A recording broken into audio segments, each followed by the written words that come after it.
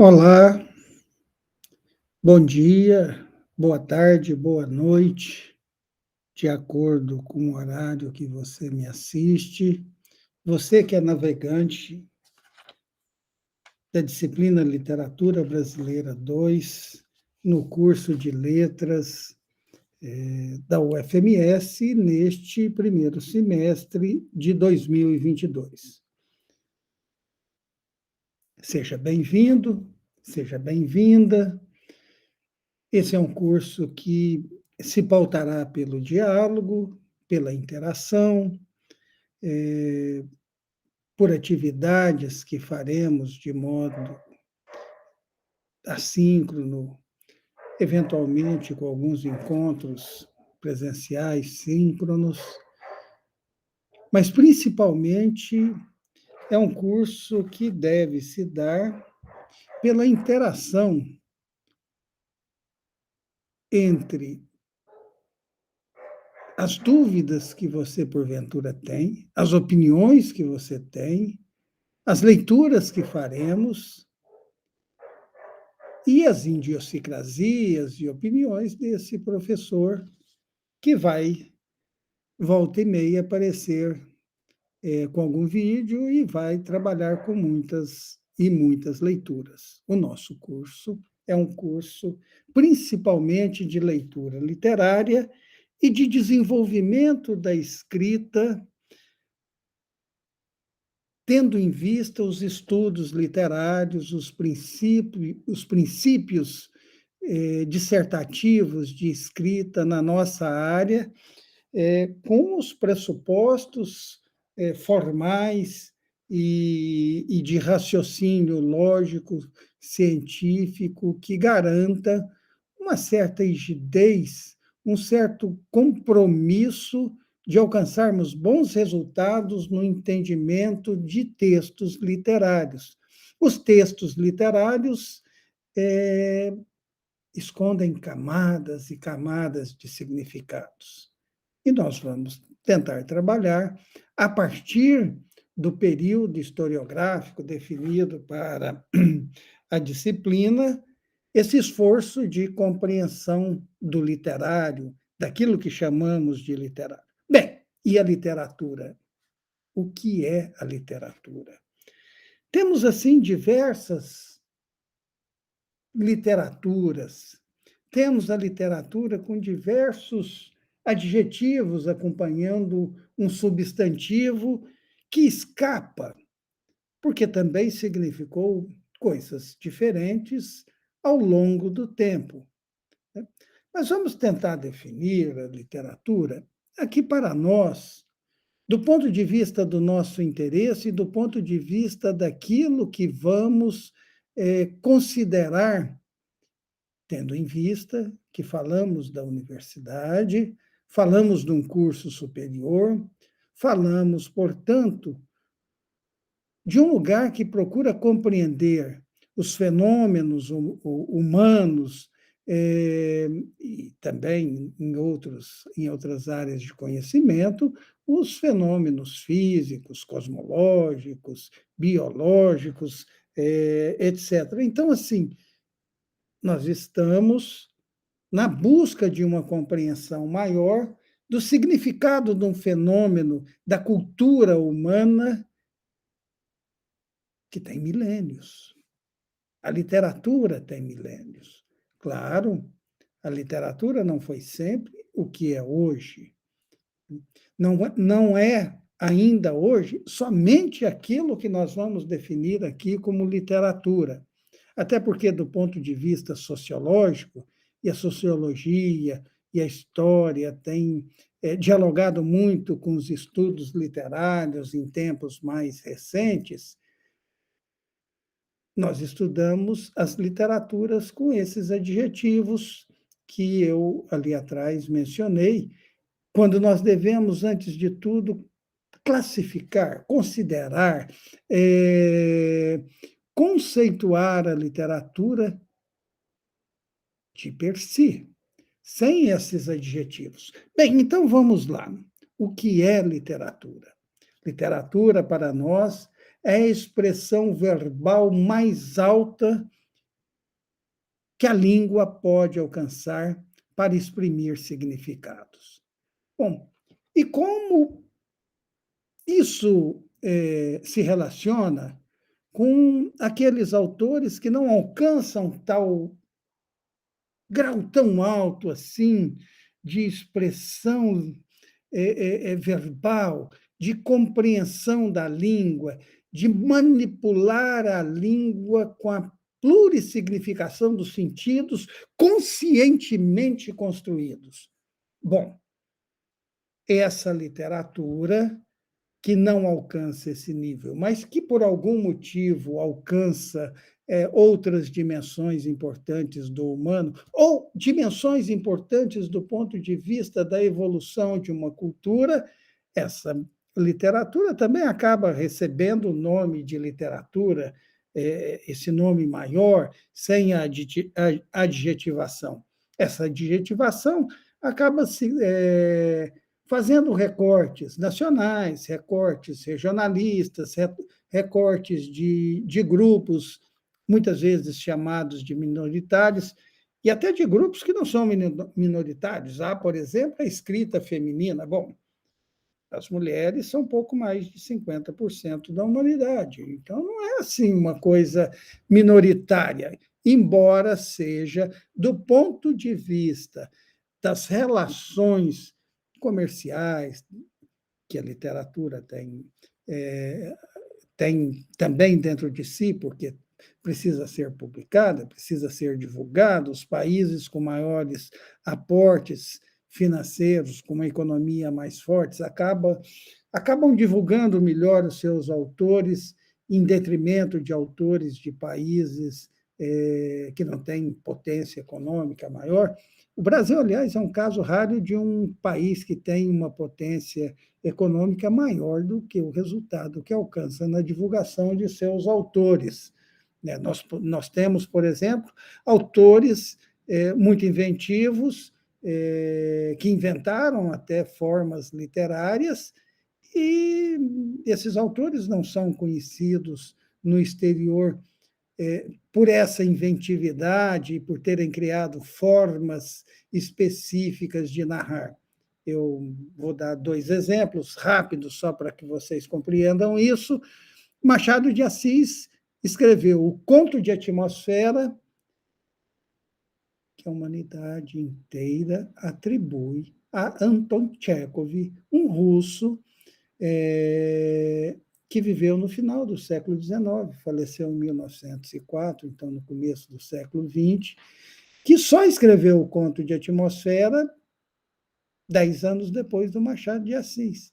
Mas ele tem essa primazia, esse reconhecimento universal de ter criado uma forma literária, e o Machado não. Um outro exemplo que eu posso trazer aqui é o da Clarice Lispector. A Clarice Lispector é considerada por certa crítica brasileira, e alguns biógrafos e críticos do exterior acabam embarcando também nessa terminologia, como uma autora de epifania. Epifania é um conceito que vem do mundo pagão, transita pela cristandade e é retomado como palavra, como conceito na área de literatura pelo James Joyce, um irlandês que, em 1908, se eu não estou enganado, lançou um livro chamado Dublinenses, um livro de contos. Nesse livro de contos, ele desenvolve uma técnica literária que ele apresentou num livro anterior dele. Na verdade, existe a passagem que ele trata da Epifania está em 2 livros dele, que são romances autobiográficos, e bem perto do fim ele fala o que é a Epifania para ele. Então, a Epifania é um momento súbito de iluminação que surgem na linguagem, né? Ele está falando de linguagem, de modo de escrever, de modo de narrar, no diálogo. Ou seja, por meio do diálogo, alguma personagem recebe uma iluminação, recebe uma informação que funciona como um desdobramento que lhe ilumina muitos aspectos da vida, embora sejam sempre diálogos triviais, e esta iluminação modifica completamente o modo como essa personagem que vive a epifania compreende o mundo ao seu redor. Ela passa por uma transformação, muitas vezes uma transformação por uma iluminação que é dor. Mas vejam só, a Clarice não faz isso. Então, a Clarice faz epifania no sentido do senso comum do dicionário. E falar que ela faz epifania a coloca como uma seguidora do Joyce. Não. Ela não é seguidora do Joyce na questão da epifania.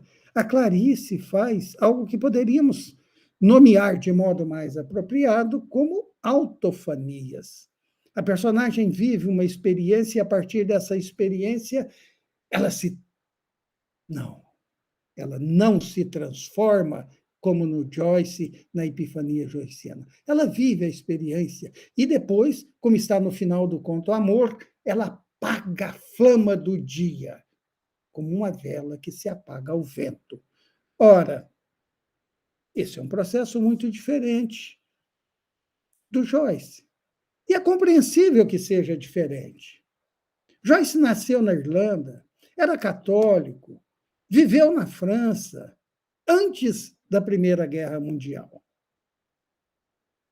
Clarice Lispector nasceu na Ucrânia, que agora passa pela tragédia que sabemos e que esperamos a humanidade consiga resolver em breve, em fuga, com os pais em fuga para o Brasil. Chegou aqui com poucos meses. Teve dificuldade para se naturalizar depois, mas sempre se sentiu legitimamente brasileira. Filha de judeus. Que viveu depois da Segunda Guerra Mundial. Temos, portanto, duas pessoas completamente diferentes. Seria um espanto se essas pessoas absolutamente diferentes, inclusive do ponto de vista do gênero, escrevessem a mesma coisa com o mesmo modo de narrar. Se assim fosse, a grande Clarice Lispector não seria a grande Clarice Lispector, seria apenas mais um escritor ou mais uma escritora. Ela é grande porque fez diferente. O Brasil não reivindica essa diferença. Esse é o nosso mal. No Concerto das Nações, nós não dizemos para os outros que inventamos, que somos grandes, que a nossa literatura é uma literatura maiúscula. Não é aquele galho de uma planta mirrada no Jardim das Musas. Isso talvez pudesse ser uma imagem compreensível num certo momento, lá no início do século XX, talvez no final do século XIX, mas assim, Cândido escreveu isso em 1958, publicou em 1958. Né? Já podíamos pensar diferente em 1958 do que era a nossa literatura. Com certeza, hoje devemos pensar diferente e devemos, como professores, proclamar essa diferença. Bom, mas essa literatura de que estou falando é uma literatura maiúscula, que é composta por camadas e camadas de significados que conscientemente os autores colocam ali. Às vezes, e eu vou citar André Gide, um escritor francês, da primeira metade do século XX, principalmente, que dizia que não se devia perguntar a ele o significado das obras que ele escrevera, porque sempre há um significado maior em qualquer obra que é escrita. E ele, que era ateu, ou que foi ateu durante um bom período da vida, dizia assim: eu prefiro dizer que há uma parte de Deus nos textos e que essa parte é mais importante do que a parte que eu conscientemente escrevi. Ou seja, o autor, para usar uma outra expressão do S. Rampaldi, tem as antenas da raça, ó, antenas. Ele capta tudo ao redor, ele capta as coisas, ele transmite isso que captou no seu texto literário. Portanto, não há, como alguns pensam, um lugar de fala da literatura do ponto de vista de que o autor está situado em determinado lugar da sociedade com uma determinada trajetória. Sim, isso é importante, é decisivo e determina muito, mas o grande autor, ele ultrapassa isso com a sua sensibilidade, de um modo, como Gide dizia, que é através da mão de Deus, né? Ou, como diria o Pound, captando na sociedade e antecipando as coisas do universo dele, do povo onde vive, da história em que está vivendo. Bom, então a literatura é a expressão verbal maior de uma língua. Eventualmente, essa expressão maior se dá também pela capacidade de compreender a sociedade, de compreender o humano e colocar isso, plasmar isso em verbo, em texto escrito.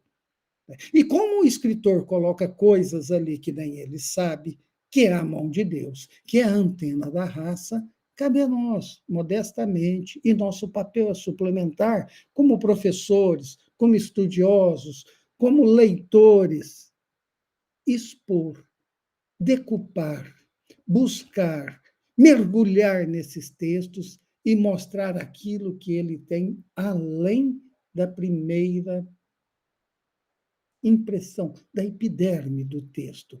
Temos que mergulhar nas vísceras, temos que mergulhar nas entranhas, temos que mergulhar profundamente em cada texto, porque as pepitas, já dizia um filósofo pré-socrático, estão no fundo. E não é fácil pesquisá-las. Mas nós estamos aqui justamente para aprender como buscar essas pepitas, como encontrar esses significados, como fazer a junção da história, da geografia, da biologia, de todas as ciências, que aqui são ciências auxiliares, para compreender um texto literário.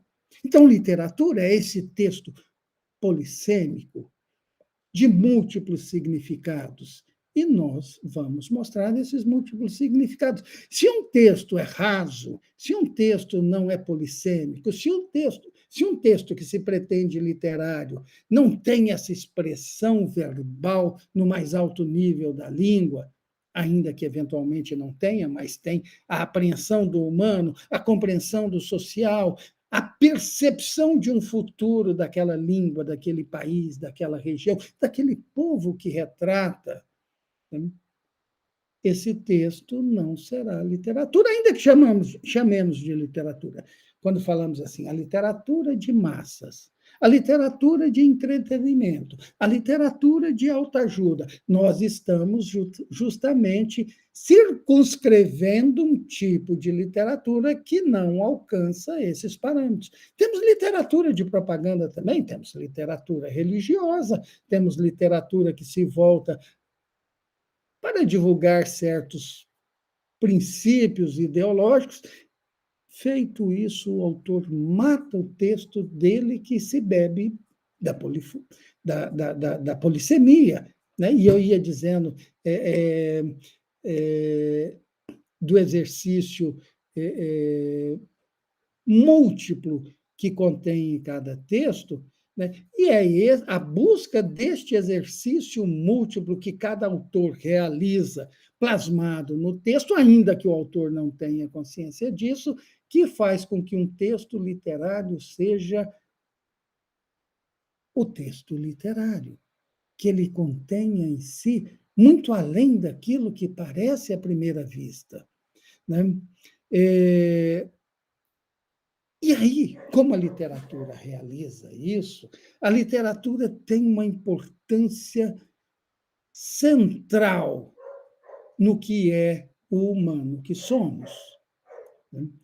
A literatura humaniza, Diz Antônio Cândido, num texto célebre dele, todos nós devemos ter direito à literatura, ele diz, porque esse direito à literatura forja pessoas e sociedades melhores. Isso parece realmente central. Por que, que a literatura é importante socialmente? Por que, que a literatura é importante historicamente? Por que, que a literatura é importante pedagogicamente? Por que, que a literatura é importante linguisticamente? Pensemos assim: onde nasce a língua que hoje chamamos de italiano? Do dialeto florentino, com muitas informações de outros dialetos da Península Itálica, amalgamados num grandioso livro por volta de 1300, chamado Comédia. Quem escreveu esse livro? Dante Alighieri, um florentino.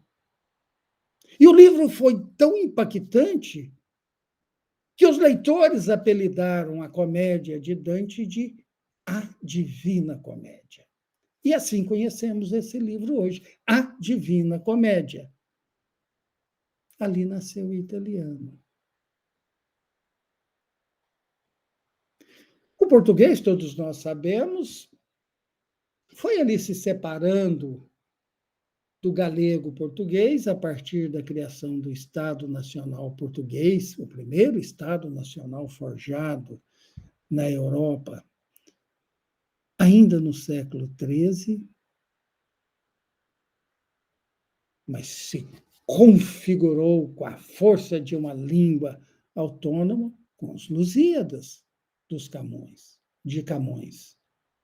E assim na Alemanha, com Goethe, e assim na França, com Rabelais, a literatura é central para definir a língua. Um grande livro faz uma língua ganhar uma dimensão diferente, faz a língua ganhar uma conformação, uma uniformidade, uma unificação que nenhuma outra ferramenta humana, nenhuma outra experiência humana é capaz. E, historicamente, esses mesmos exemplos seriam úteis, mas vamos ver exemplos diferentes. Historicamente, a Grécia existe por causa dos seus autores, por causa dos seus filósofos. E aí é tão especial que tem até filósofo que não deixou nada escrito e cujo pensamento foi configurado na forma escrita por um de seus discípulos. E assim conhecemos a Grécia clássica que temos. Essa Grécia, historicamente dada, se define a partir dos seus escritores, principalmente a partir de dois poemas épicos atribuídos a Homero. Roma, de grandes conquistas, o maior império, talvez, que já tenha havido, não em extensão, mas pelas realizações, pelo que deixou a nós de construção social, construção política, construção jurídica. Roma é a Eneida de Virgílio. Mas não só a Eneida de Virgílio. Roma é a expressão de grandes satíricos, de grandes poetas líricos. Retire de Roma Virgílio, Plauto,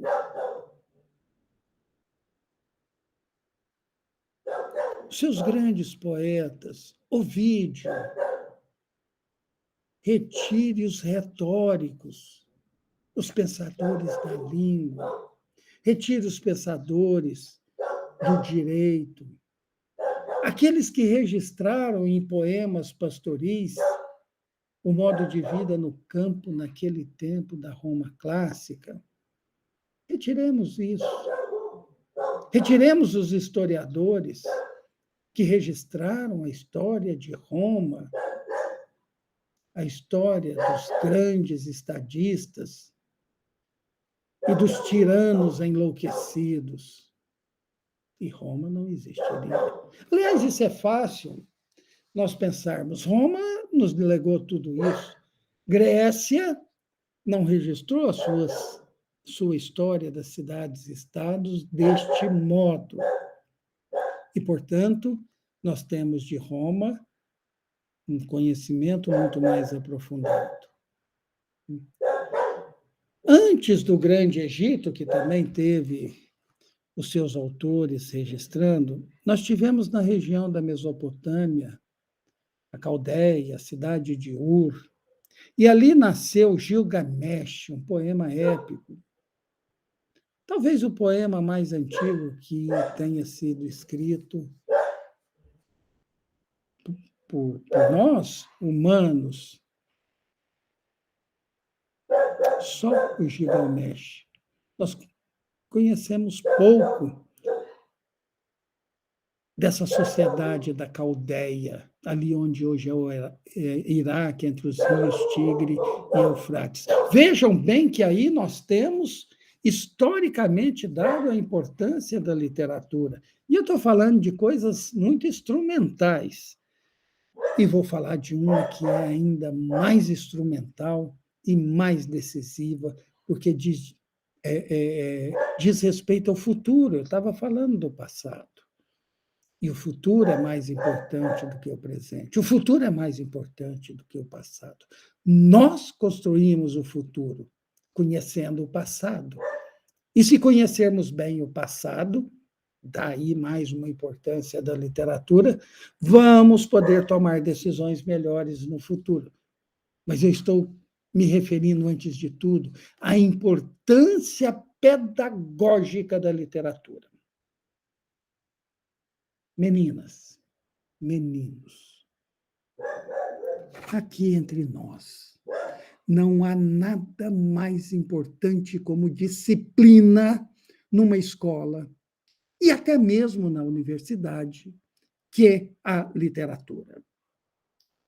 A literatura forma, a literatura transforma, a literatura modifica de tal modo o ambiente escolar, quando bem trabalhada, que até turmas ruins e perdidas na concepção normal aí dos burocratas das escolas, são turmas que não têm salvação. A literatura salva. A literatura modifica o tempo e espaço escolar com um projeto bem delineado de leitura literária, e isso é transformador, é formador, é cognitivamente importante, é criativamente importante. As interações e os laços que a literatura cria nas turmas das nossas escolas são indeléveis e superam qualquer outro tipo de ação, né? Esporte pode chegar perto, né? Atividade esportiva, mas a literatura vai muito além do que o esporte realiza como formação. Precisamos defender a literatura nas escolas por isso. Aí, estivéssemos na sala de aula e eu veria olhos céticos, veria talvez alguma cabeça balançando discretamente para não confrontar o olhar do professor. O professor está delirando. Não, gente, não estou delirando. Eu vou dar um único exemplo, eu teria muitos outros exemplos. de um projeto que uma orientanda minha realizou numa cidade aqui pertinho de Três Lagoas. Montamos o projeto para que fosse realizado nas 3 turmas de quinto ano da escola, leitura literária semanal durante 2 horas. Só isso, 2 horas de leitura literária semanal. Mas, mesmo com o apoio de um superior hierárquico, tipo diretoria regional de ensino, a diretora da escola, não, não, vocês vão realizar isso somente na turma B. Bom, tinha quinta A, quinta B, quinta C. E nós propusemos o projeto para as 3 turmas de quinta série. Não parece lógico fazer só numa turma. Mas ela designou assim, e assim realizamos. Acabou sendo muito bom para o projeto, porque nós pudemos fazer a comparação das 3 turmas entre si. A turma B era uma turma com problemas, com muitos alunos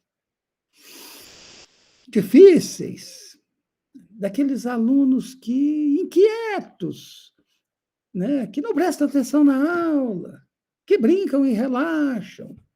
Havia alunos analfabetos ainda no quinto ano, nesta turma. E, enfim, fizemos o projeto. E há uma avaliação inicial, há uma avaliação do primeiro semestre, avaliação do segundo semestre, uma avaliação do terceiro semestre. Não havia naquele tempo, parece que hoje já, estou me referindo à rede escolar de São Paulo, vocês já desconfiaram. Não havia naquela época uma avaliação que fechasse o quarto bimestre, porque essa avaliação era diagnóstico da turma do sexto ano, na chegada no sexto ano, no ano seguinte. Mas nós também realizamos uma avaliação de fechamento no final do quarto bimestre.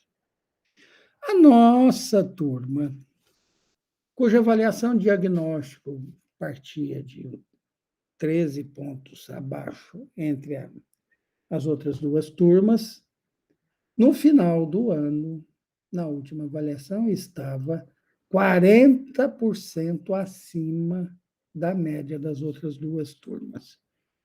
O que mudou nessa turma com relação a todo o resto da escola? 2 horas de leitura literária semanal. Leitura variada, de todos os tipos, com todas as estratégias de aproximação, desenvolvimento da leitura e uma atividade complementar, normalmente uma atividade criativa, realizada a partir daquela leitura. Só isso que mudou. A escola continuou andando normalmente, com as outras 2 turmas e todas as suas turmas, e essa turma caminhou dessa maneira. E, desta maneira, essa turma superou as outras 2 turmas. Exceto por 2 alunos que eram analfabetos no início do ano. A última avaliação era a avaliação do terceiro bimestre do sexto ano. Os nossos alunos todos, a partir daquela avaliação do último bimestre do sexto ano, estariam aptos para ir para o sétimo ano. Vejam vocês que, no período de 1 ano, 4 bimestres, que não é nem um ano inteiro, 4 bimestres, escolares no ritmo que são as nossas escolas, com todos os seus perrengues, esses alunos retiraram a defasagem que tinham, ultrapassaram as outras turmas, de tal modo que se pode dizer que fez 2 anos em um único ano. A outra turma continuou remando no ritmo da educação e do ensino brasileiro. Ou seja, cada ano que passa no Brasil, os nossos alunos ficam mais defasados com relação aos alunos de qualquer outro país que a gente quiser comparar, com raríssima exceção. Porque os nossos burocratas, os nossos governantes, os nossos políticos erram o tempo inteiro e querem o tempo inteiro erradicar a literatura do ensino. A BNCC é uma lástima quanto a isso. A literatura aparece lá como um perfumezinho aqui e ali, mas na prática não se coloca, apesar dos elogios que faz, é bom dizer, a literatura, não se configura um currículo em que a literatura esteja num grau mínimo de importância. E eu acho que a literatura deve não só estar num grau máximo de importância, como deve ser o centro, o eixo do ensino. Eu já disse para um diretor de escola, um diretor particular, acabe com todas as disciplinas, deixe cada uma delas com um horário por semana, e dê leitura literária, assim, 4 dias. Deixe só um dia para as outras disciplinas, ali com meia hora para cada um. Você vai ver que seus alunos vão ser muito melhores. Né? Você tem interesse no vestibular, né? Que os alunos entrem lá no vestibular. Você vai ver que eles vão entrar em muito mais vestibulares concorridos e com muito melhor desempenho. Eu disse isso para um diretor de uma escola e digo aqui para vocês, porque seriamente eu penso isso. Mas como vamos fazer essa leitura literária nas escolas? Nós precisamos, aqui na universidade, desenvolver um espírito de leitura crítica do texto literário. Né? Todos vocês devem fazer uma leitura aprofundada, uma leitura capaz de retirar os significados do texto, para que, quando chegarem na sala de aula, vocês possam explorar os textos ao máximo com os alunos. Né? E não subestimemos os nossos alunos do primeiro ciclo, do segundo ciclo. Eles são muito capazes. A escola é que é ruim demais. Os professores é que não vão ao máximo com eles. E é isso que eu estou pedindo para vocês. Vamos fazer da literatura essa potência capaz de transformar esses alunos, né, levando-os a uma maior capacidade, e essa maior capacidade pode ser desenvolvida pela leitura literária. Então, eles têm insights fantásticos, e o professor de literatura, o professor de língua portuguesa, que não estiver capacitado para fazer uma leitura literária aprofundada, de escavar os significados, vai perder a oportunidade de tratar disso com seus alunos. Claro, há linguagens diferentes. Né? Eu falei em Epifania aqui, sobre a Clarice Lispector, falei em Conto de Atmosfera, lá sobre o Machado de Assis. Não, se estamos no quarto ano, no quinto ano, talvez não precisemos usar essa terminologia, nós precisamos conhecer a terminologia para compor, precisamos conhecer essa terminologia, precisamos ler o texto a partir desses conceitos e da escavação de estudos literários, para que nós possamos, com a linguagem apropriada à turma e a partir dos insights que a turma com certeza nos dá, e elas nos dão, cada turma nos dá, nesse nível, retorno muito especial, precisamos estar aptos para explorar o que os alunos nos trazem, mostrar outros ângulos, aprofundar o debate com uma linguagem. Né? A gente pode dizer assim, temos que usar talvez uma linguagem esquizofrênica, ou uma linguagem normal, mas temos que pensar esquizofrenicamente. Então, assim, usando aqui na leitura deste texto a semiótica gramsciana, eu consigo compreender isso. Mas eu não posso falar em níveis narrativos gremasianos com uma turma de crianças de 10 anos no quarto ano, no quinto ano. Né? Não, não orna, né? Não, vamos espantar os alunos, né? É, as palavras são difíceis, nós temos que transformar esta compreensão que tivemos a partir de um modelo, de um modo de construir leitura literária, para uma linguagem que eles sejam capazes de compreender. Oposição básica, por exemplo, nós precisamos nem usar essa expressão oposição básica, que é um termo que eu estou retirando da semiótica gremasiana agora para exemplificar. Mas os alunos são capazes de compreender os antagonismos. Nós também precisamos usar a palavra antagonismo, né? Mas há um momento ali no quinto ano mesmo em que se apresenta personagem principal, antagonista, e isso é falado no quinto ano. Mas assim, é, quando vamos usar a semiótica, podemos modelar a linguagem do modo como eles compreendam e aprofundar a compreensão e o escavamento de significados nesta leitura formadora que fazemos na escola. Porque ela é formadora, porque nós trabalhamos com conceitos profundos, fazendo esquizofrenicamente, pensando com os conceitos e traduzindo para eles, e aqui e ali, né, já apresentando conceitos. As crianças aprendem bem. Considerar que criança não tem capacidade de aprender, de dominar conteúdos, tal, é um grande erro. Né? A gente tenta o mais. Se não for possível, por alguma circunstância o mais, usemos a nossa criatividade, a nossa capacidade pedagógica para fazer essa transposição. Então, nós temos aí uma leitura formadora, porque é uma leitura que é capaz de superar aquelas defasagens. Lembrem-se do exemplo que eu dei e jogar esta turma para frente.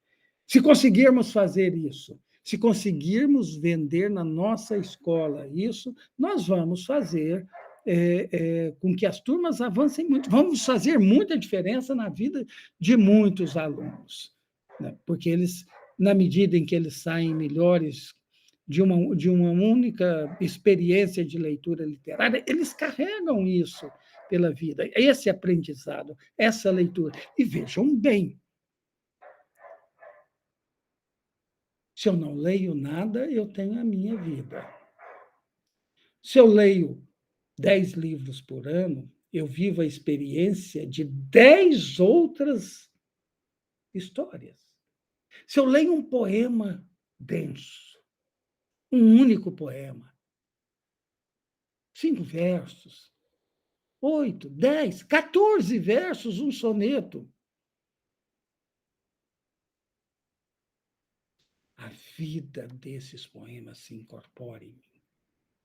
Então, se eu leio um poema por dia, eu incorporo um bom poema. Estamos falando de literatura, né? Aquela que não precisa de um complemento. Né? No final do ano, eu li 365 vidas. Incorporei a mim essas 365 vidas.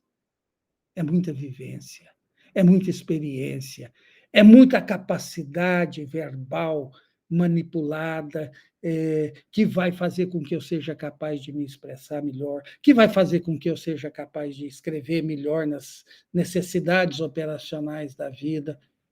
É isso que fazemos com os nossos alunos quando os colocamos a ler. E às vezes nem precisa ser os colocar a ler. O simples contato com a literatura, lida pelo professor como uma epígrafe da aula, todo dia, né, a toda aula que ele inicia, já provoca um efeito parecido com esse.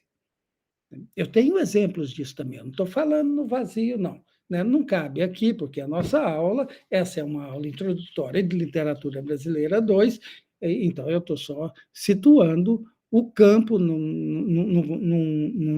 vou desenvolver sobre isso. Aliás, se procurar, vocês procurarem, até digo, fiquem à vontade, eu falo sobre isso em algumas coisas que estão aí nos YouTubes da vida. Bom, num desses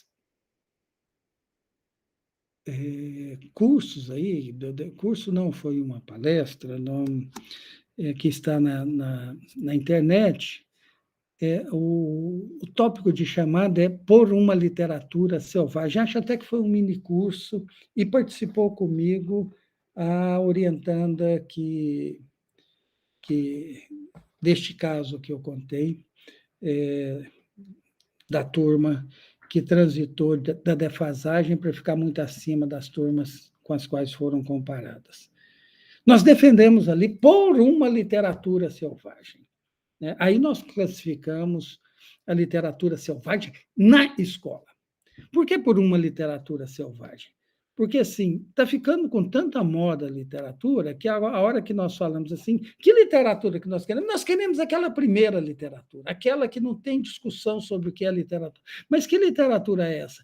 É a literatura mais selvagem, mais próxima do que é o literário em si, desde sempre. Ou seja, aquela literatura que é autoexpressão verbal, que é muito bem escrita, que envolve camadas e camadas de conhecimento do homem, da mulher, da humanidade, né? Que envolve conhecimentos historiográficos, geográficos, biológicos, de todas as áreas do conhecimento, matemática, inclusive. Aliás, o grande problema dos alunos com a matemática não é com os números, é porque eles não compreendem o enunciado do problema. Quem não compreende o enunciado do problema não está com um problema de matemática, está com um problema de língua portuguesa, está com um problema de falta de leitura literária. E é isso que nós temos que dar para eles.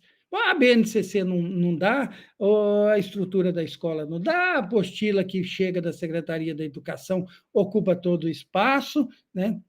Sejamos rebeldes, docemente rebeldes, desobedecemos um pouquinho, né? Um aluno ficar sem uma aula de vírgula, sem uma aula de adjetivo, ele vai ler um monte de adjetivo num texto literário, vai ver exemplos de utilização da vírgula durante 100 páginas, 200 páginas, no final do ano vai ter lido, se for 10 páginas por semana, ele vai ter lido 540 páginas. Isso é quase um Guerra e Paz do Tolstói, né? Então, assim, é bastante. Se ele tiver lido isso, ele vai incorporar o uso da vírgula, não vai precisar de aula de vírgula, vai precisar, mas vai ser mais fácil, vai ser mais tranquilo, a compreensão vai ser muito melhor, porque ele tem os exemplos vivos da leitura literária sendo realizadas. Ele incorporou vidas e vidas, incorporou textos e textos, incorporou frases e frases, e assim ele se desenvolve. Então, vamos para essa literatura, a mais pura literatura, a mais alta literatura. Aliás, esse termo altas literaturas é um termo que ganhou uma certa jocosidade, foi criado por uma professora da USP, e ganhou uma certa jocosidade em alguns círculos, mas assim, nós não precisamos falar em altas literaturas, não precisamos nem falar em literatura selvagem. Literatura. O que é grande literatura? Grande literatura é fácil, você pega qualquer livro de historiografia, a maior parte dos bons autores está ali. Claro que escondem coisas boas, claro que você pega um Alfredo Bozzi, por exemplo, História Concisa da Literatura Brasileira, ele tem as idiosincrasias dele, ele tem a vida dele, ele tem os preferidos dele, ele coloca ali esses e esquece alguns, né? Mas ali já tem um bom ponto de partida, um bom princípio. Luciano Stegagno Picchio, por exemplo, também tem uma história da literatura brasileira, aliás, muito boa, recomendo. Recomendo que cada um de vocês tenha o livro da Luciana, porque ela era, né, infelizmente faleceu, ela é italiana, escrevendo para italianos, em italianos, uma história da literatura brasileira. Então, assim, veja que o leitor dela não conhece não tem informações genéricas sobre cultura brasileira, sobre literatura brasileira. Então, ela tinha que traduzir tudo em miúdos. Então, tem informações preciosas sobre autores, sobre bibliografia de cada autor, porque ela estava escrevendo para lá. O livro foi traduzido para o português aqui no Brasil, publicado. Tem edições de dois tipos, tem aquela de papel Bíblia e tem uma edição brochura. Recomendo. Cada um de vocês ter um livro desse ajuda muito, né? E qualquer um dos dois, o que for mais conveniente, o que achar é importante, assim. No caso do Boss, tem algumas edições muito antigas no sebo, pega uma edição mais recente, mais atualizada, com um aparato, até na forma, na escolha da tipografia, do tamanho da fonte ali, que ajuda na leitura, né? Letrinha muito pequenininha atrapalha. Bom, e como é que nós vamos enfrentar esse texto literário denso, polissêmico, e escavar nele? Não estou dizendo todas as possibilidades, algumas boas possibilidades de leitura, dar várias voltas no parafuso da compreensão daquele texto. É sempre possível. Você pensa assim, nossa, vi coisa demais nesse texto. Se você der mais uma volta no parafuso, procurar, você vai descobrir mais coisas. Nós precisamos ter uma metodologia de leitura. Esse texto foi indicado para vocês lerem nesta semana, um texto de metodologia de leitura. Como é que é a leitura? Né? O primeiro ponto que devemos ter de uma leitura literária é aquele mais óbvio, uma descrição pelas categorias da narrativa, o enredo, personagem, espaço, tempo.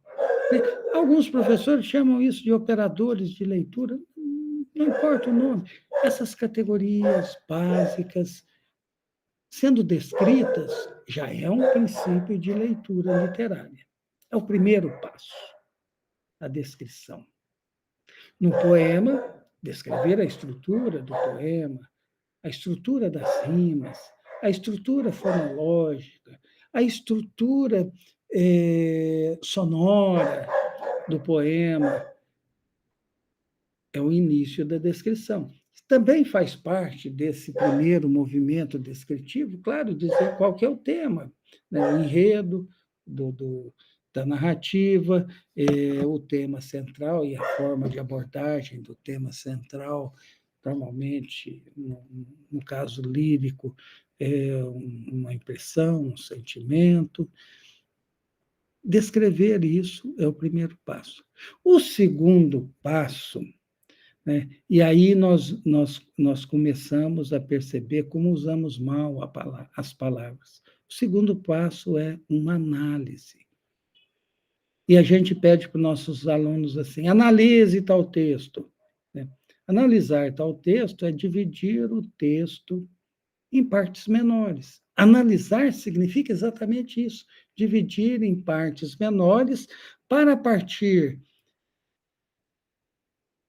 do entendimento do que é micro, conseguirmos termos uma compreensão do macro. Nesse momento, às vezes, nós precisamos escolher um ponto de partida para fazer essa análise do micro. Porque, assim, se formos analisar o micro num soneto, por exemplo, bom, o soneto tem 14 versos. Se cada verso tem 5 palavras, né, já aí temos 70 palavras, né, e vai analisar 70 palavras, às vezes é necessário, mas vamos analisar alguma que nos chamou mais a atenção. E aqui nós temos até uma dica. Onde houver algo que causar mais estranheza, normalmente nesse lugar de maior estranheza, nós temos um ponto de compreensão, uma chave, digamos assim, para a compreensão daquele texto. Essa chave dá uma possibilidade de compreensão, e é isso que nós queremos. né? Analisamos, ou seja, dividimos em partes menores, e ali, né, às vezes, assim, uma coisa que causa estranhamento: o nome da personagem. Por que Capitu chama Capitu? Por que Bentinho chama Bentinho? Por que os personagens de um conto, de uma novela, têm os nomes que têm? Se o nome é um nome estranho, batata, ali tem alguma coisa. Então, assim, se o nome é um nome que tem uma ressonância bíblica, provavelmente tem, a partir daquela ressonância bíblica, um significado que vai impactar no conto. Então, assim, toda e qualquer escolha autoral em um texto gera significados. E nós podemos encontrar esses significados através da pesquisa, através do estudo. Então, a análise é pegar esses pontos, é ir ao micro. Né? Nós já descrevemos, analisamos. E qual que é o terceiro passo? É interpretar. Está aí outra palavra que é sempre usada: interprete tal texto. E o que é interpretar? Às vezes, assim, o que é interpretar? Você fala para ela, não, fala o que está escrito aí, é uma descrição isso. Então, usemos bem as palavras. Interpretar é iluminar a descrição que foi feita, e, em especial, iluminar aquilo que foi destacado analiticamente com uma teoria. Ou seja, nós temos o texto, abordamos o texto na descrição para vê-lo na sua máquina de funcionamento. Analiticamente, vemos os detalhes dessa máquina que são, na nossa leitura, naquele momento, mais importantes, mais decisivos, que parecem gerar mais significados.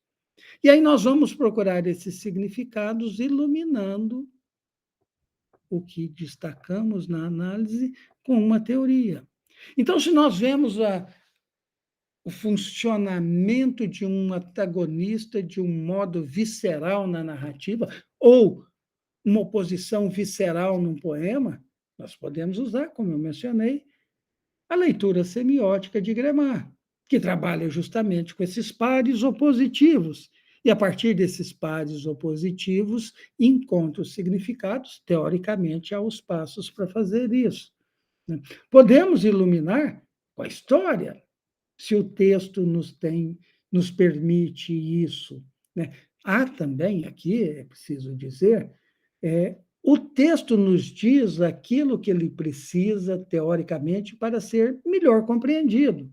Não adianta a gente pensar assim, eu conheço muito, eu fiz direito, letras é o meu segundo curso, conheço muito de leis.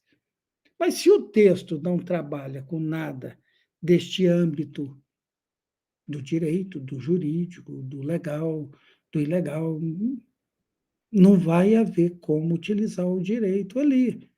Ou vai ser possível utilizar, mas assim, minimamente, não vai gerar propriamente uma compreensão do texto mais abrangente. Não estou dizendo assim, uma compreensão total do texto, até porque os textos literários, né, vejam, os grandes textos, eles são lidos durante 500 anos, né, e continuam sendo lidos e continuam gerando significados de acordo com as novas gerações, porque cada geração que chega tem uma compreensão do mundo. Uma geração, eu citei a Clarice e o Joyce, quem nasceu antes da Primeira Guerra Mundial tem uma compreensão de mundo, é homem, é católico, né? É de um país periférico das Ilhas Britânicas. Quem nasceu mulher, fugindo da Ucrânia, cresceu no Brasil, se formou no Brasil, se tornou escritora de língua portuguesa. Então, depois da Segunda Guerra Mundial, é judia, né? Quer dizer, de origem judia. Falar que a pessoa assim, não. É muito taxativo, é muito dogmático. Mas tem. Vem de uma família dessa origem, o que significa que tem uma vivência da vida informada por esse tipo por essa cultura, que é uma cultura muito rica, milenar, né? Diferente de nós outros no Brasil, que normalmente não temos um, um passado tão grande assim, nos orientando, né? Formando uma cultura, né? Uma coisa mais, digamos, amorfa e menor. Bom, então, assim, cada um desses universos é um universo. E ele tem que ser abordado de acordo com o universo que constrói, de acordo com o tempo que representou, e cada nova geração vai encontrar ali questões diferentes. Bom, então, assim, iluminamos a análise com uma teoria. E compreendemos melhor o significado do texto a partir dessas informações, né? Se o que chamou a atenção foi os nomes, nós vamos utilizar uma teoria de nomes literários, de significados de nomes, vamos buscar esses dados. Se for símbolos, vamos buscar um dicionário de símbolos. É claro que os autores são especialistas em nos enganar. Então, assim, dicionário de símbolo, pode usar. Mas é bom ter um certo pé atrás, porque às vezes o autor está dando pista falsa. E a gente fica na primeira volta do parafuso e faz uma leitura que não se sustenta se nós dermos mais uma volta no parafuso. Então, é preciso sempre muito cuidado no desenvolvimento desta interpretação. Mas iluminamos. Temos, pois, um conjunto de informações sobre aquele texto e de significados que aquele texto constrói, que no primeiro movimento de leitura que fizemos não nos estava dado. Então, nós temos aí uma circunstância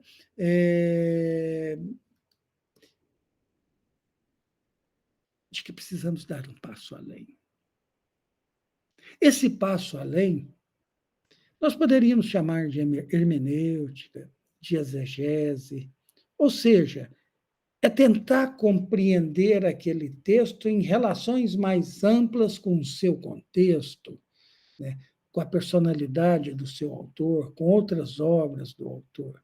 E temos até uma possibilidade a mais de fazermos a nossa leitura pessoal e original daquele texto, buscando a visão do autor que está imersa num único texto. Claro, podemos ter um único texto, mas podemos também trazer outros textos do autor para nos auxiliar nisso. E na sala de aula funciona muito bem.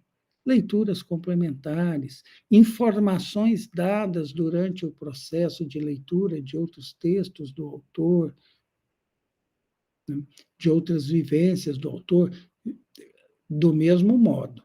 Como o autor nos dá pistas falsas, às vezes estudar pela biografia também nos conduz a becos sem saída, a compreensões equivocadas, porque o texto é sempre maior do que a vida, o texto literário é sempre maior do que o autor, não podemos nunca nos esquecer isso. Bom, e aí então fizemos os passos de uma metodologia da leitura. E agora nós precisamos escrever sobre o que descobrimos. E como é que nós escrevemos? O primeiro passo é: chegamos ao final, o final é o início. Então, assim, vimos que naquele texto há um significado construído que é ABC. Então, nós começamos o nosso texto, que é uma dissertação. Uma monografia é uma dissertação. Uma dissertação de mestrado é uma dissertação.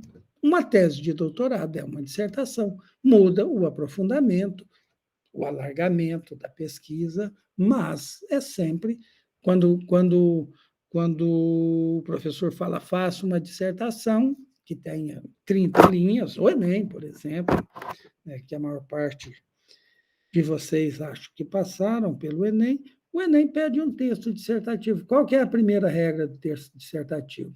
Propor algo sobre o tema, o que você pensa, o que você defende, o que você vai defender ao longo da dissertação. Então, se você fez o caminho da leitura e concluiu que aquele texto constrói o significado ABC, você começa o seu texto dizendo o seu de estudo literário, a sua dissertação falando sobre o texto para entregar para o professor, dizendo o texto tal, de fulano de tal, constrói um significado que é ABC. Ponto. E aí você vai fazer a dissertação a partir disso, e aí você percorre todos os caminhos. Este texto, podemos descrevê-lo assim, a partir das categorias da narrativa, aprofundando tais detalhes dele em análise, verificamos isso, iluminando essa análise pela teoria, e aí a teoria que for adequada, é o texto que vai nos dizer qual é a teoria que é adequada. Não adianta a gente ter teoria prévia e falar assim, sou especialista nisso, porque assim, aí você vai ter que procurar texto que responde bem àquele processo de leitura. Aí você ilumina com uma teoria, e há os cursos de teoria da literatura, né? E transita para a proposta da sua leitura na exegese, na hermenêutica, e até apresenta a cosmovisão daquele autor, ou seja, a visão de mundo que é possível perceber que aquele autor tem a partir de um texto literário. Essa questão de cosmovisão é bastante interessante. Uma vez, uma aluna da graduação chegou para mim e falou assim, professor, essa autora é espírita? Bom, e eu sabia, a autora era uma autora, uma escritora, era espírita. Desculpe-me. E aí eu falei, sim, mas por quê? Como é que você chegou a essa conclusão? Professor, eu sinto que esse texto só podia ter sido escrito por uma pessoa religiosa e católica. E o texto era uma historinha simples de uma senhora que via uma lagarta numa árvore, né, e a lagarta, porque a lagarta constrói o casulo, depois vira borboleta. Então, assim, é possível ver coisas se estivermos com os olhos atentos, a mente aberta e fazer esses processos todos. Bom, o que é o nosso curso? Já esse texto, talvez vocês já tenham até lido e mandado a atividade dele, eu apenas fiz uma repassada aqui. O plano de ensino aí está. É importante dizer que esse curso é um curso fechado. Não é possível, e está escrito no plano de ensino, que as coisas que estejam no curso sejam copiadas, que esse vídeo seja baixado e divulgado, né? Isso está lá. O plano de ensino tem os objetivos, tem a ementa, tem os procedimentos metodológicos, tem os procedimentos avaliativos, né? As atividades de cada aula são que vocês retornam, é que vai marcar a presença em cada aula, ou seja, assistir aos vídeos, ler os textos, e não fazer as atividades, eu não tenho como saber se você fez se você fez a leitura, porque não tem atividade entregue, e portanto, a aula fica sem nota. Né? É, a princípio, não há prazos definidos, não, mas é muito provável que algumas atividades futuras só sejam liberadas para acesso aos alunos que entregaram as atividades antes. Então, assim, há um mecanismo aí, e se deixar muito para frente para fazer as atividades, acumula, porque toda aula tem uma atividade. Temos toda aula eu considero aula. O encontro da sexta-feira é uma aula, o encontro do sábado é outra aula, então haverá as atividades para sexta, atividade para o sábado, sempre coisa pequena. Se vocês acho que vocês têm acesso ao modo como a avaliação está no sistema, são 3 avaliações. Uma das avaliações é dada pela média da entrega destas atividades. Então, já fazendo a entrega das atividades, é possível garantir 30% da nota. Haverá uma outra atividade, que é uma atividade de escrita dissertativa, e haverá uma prova mais tradicional, né? Não sei necessariamente em qual ordem isso vai acontecer, depende muito do andamento do curso, das dúvidas que vocês apresentarem, do nosso diálogo, da avaliação que eu fizer a cada aula das atividades devolvidas, né? Em algum momento, né, uns 2 ou 3 ao longo do semestre, eu espero marcar uns encontros síncronos, né? Vou ver como é possível fazer isso, para que vocês possam dialogar ao vivo e a cores comigo, não só por e-mail, por recados, etc., né? Para a gente ter alguma convivência que não seja só a convivência eletrônica, que nós possamos dialogar em uma aula.